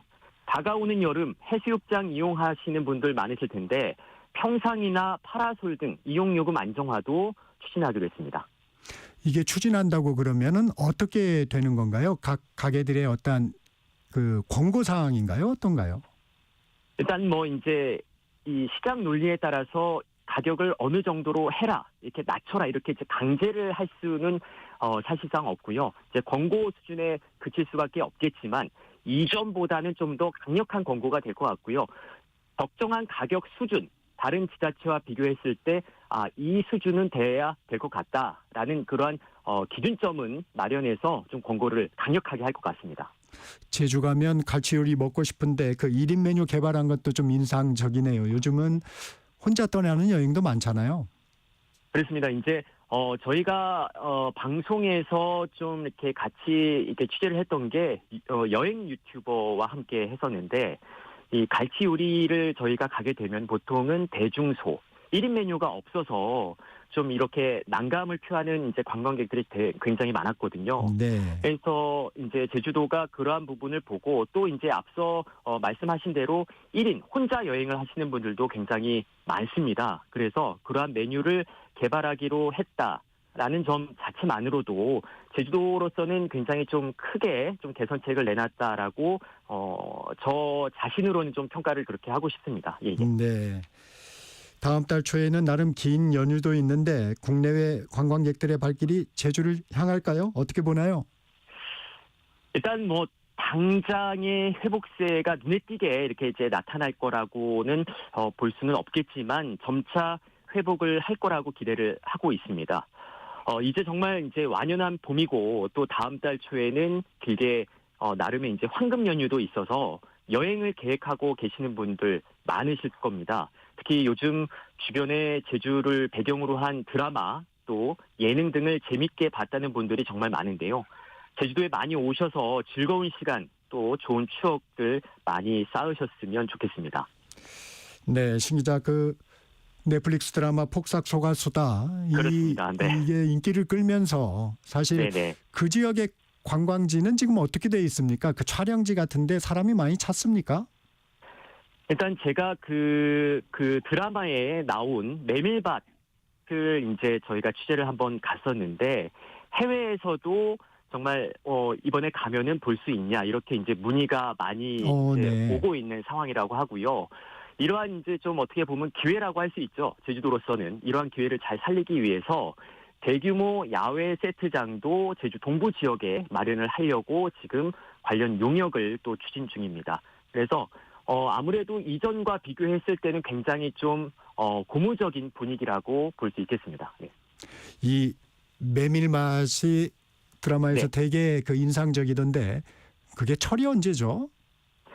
일단은 메밀 같은 경우는 이제 뭐 사실사철 저희가 이제 그 겨울을 제외하고는 이제 뭐 이렇게 심을 수 있는, 또 이제 작물을 할 수 있는 이제 작물인데, 일단은 이제 이 메밀 같은 경우는 제주에서도 많이 이제 나는 작물이고, 네. 유채꽃, 그렇게 해서 이제 제주를 어떻게 보면 이제 대표할 수 있는 곳에서 이제 드라마가 촬영됐고, 또 네. 많은 분들이 또 시청을 하다 보니까 네. 그러한 문의가 많이 오고 있습니다. 네. 네, 지금까지 KBS 신익환 기자였습니다. 고맙습니다. 네, 감사합니다. 정적시사 여기서 마무리합니다. 진행의 KBS 기자 정창준이었습니다. 내일 아침 7시 20분에 돌아오겠습니다.